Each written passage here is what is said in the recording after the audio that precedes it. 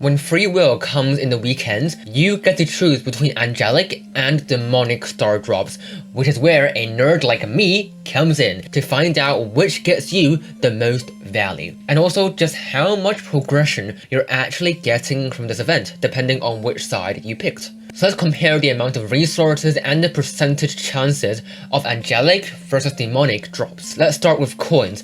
For angelic star drops, there is a 27% chance of 100 coins, 3% chance of 200 coins, 1% chance of 500 coins, and 0.1% chance of 1,000 coins, the jackpot. Based on that, you get an average of 40.06 coins per angelic star drop. And it turns out for demonic star drops, the percentage chances are almost the same. If you round them to the nearest whole number, it will be exactly the same as angelics. So you get on average 40.4 points per demonic star drop, so that's ever so slightly more. But let's add the coin value of hypercharges too, because unlike gadgets and star powers, you only have one hypercharge and it's essential to maxing your brawler out. So you have a 0.32 chance of getting that in angelic star drops, which equals 16 coins, and you have a 0.33% chance in demonic star drops, which gets you 16.5 coins.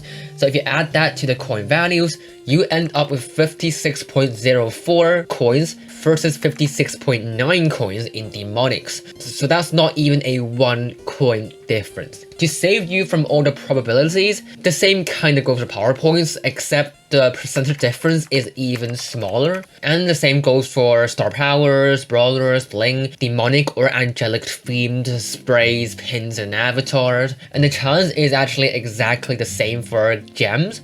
It's 0.11% for 100 gems for both angelic and demonic drops. So that's an average of, well, 0.11 gems per star drop. And it's also exactly the same for gadgets, which is 0.76%.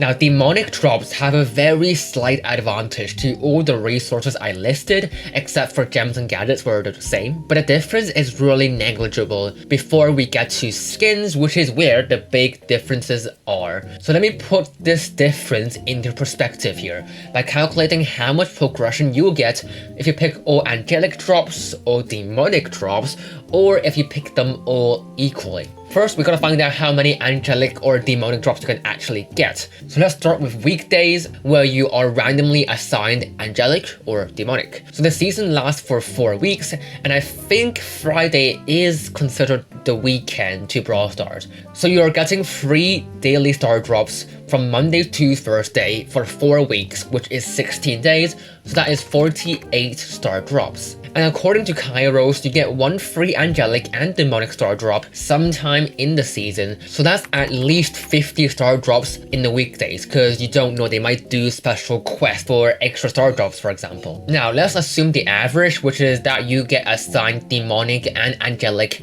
equal numbers of times. So we multiply all resources by both sides by 25 and add them together, and this is the progression you get on average in the weekdays of the event. But now the weekends, you get 3 daily star drops from Friday to Sunday for 4 weeks, which is 12 days, so that's 36 star drops. But there are 2 weekends where you get double star drops, so that is 6 days where you get 3 more star drops, and that adds up to 54 star drops. There is also contests, but let's just assume that you are literally the worst players that have ever played Brawl Stars in the history of gaming.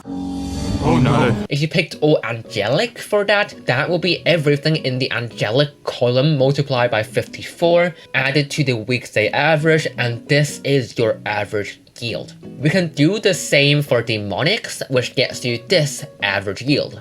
And if you picked angelic and demonics equally, we multiply both sides by 27, add them together, and again add that to the weekday average, which gets you this final result. Even with all of that progression added together, your difference isn't really that much. Like, you wouldn't feel the difference. So I would say don't bother looking at the progression when you are picking which side. But you will notice that I didn't include brawlers or credits in the calculation. That's because if you have all brawlers of one rarity and you pull that rarity, so for example, if you pull the chances of getting a rare brawler, you will get a fallback reward, which is less than the credit value of that rarity. So credit progression is based on what brawler rarities you've completed. So I made a little Excel program for you to input what brawlers you got, and it spits out your credit progression if you picked angelic, demonic, or 50-50. And now to the elephant in the room.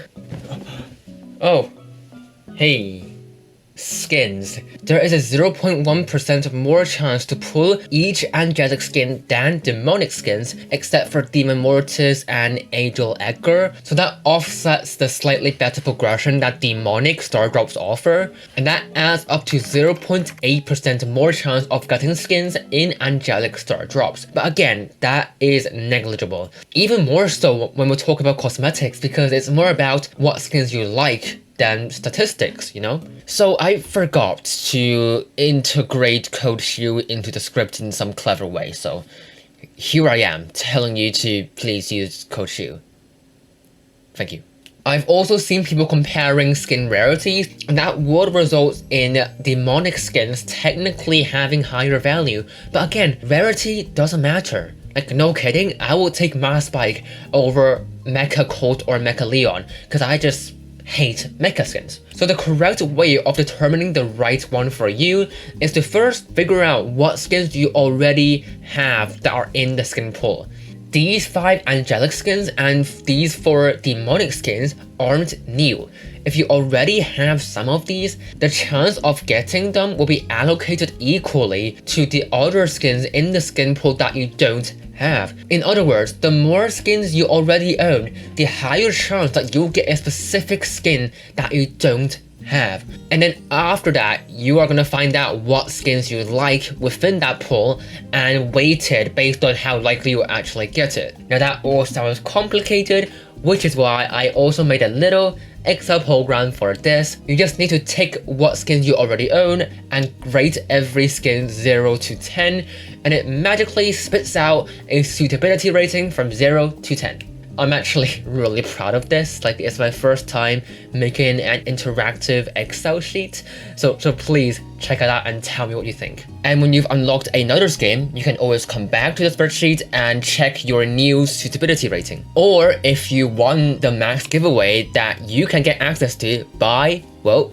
getting the spreadsheet. Now there is one final factor to this, and that is abilities. Usually, I would argue that because abilities are temporary, that doesn't contribute to permanent progression, so there's no point. But I know some of you just want to have fun, and you guys don't crunch data for a mobile game for hours. Crazy. So just want to throw that out there. Which brings us back to the question, which side do you pick, angelic or demonic? For most, the answer lies in the suitability rating for skins. Or if there's an ability that you really want to play and you are that type of person, go for it. But just don't bother choosing demonic just because you get a few more coins. You wouldn't notice a thing, I promise. So if you haven't tried out my interactive spreadsheet yet, what are you doing? Get out of here. I spent hours on that, okay? Try it.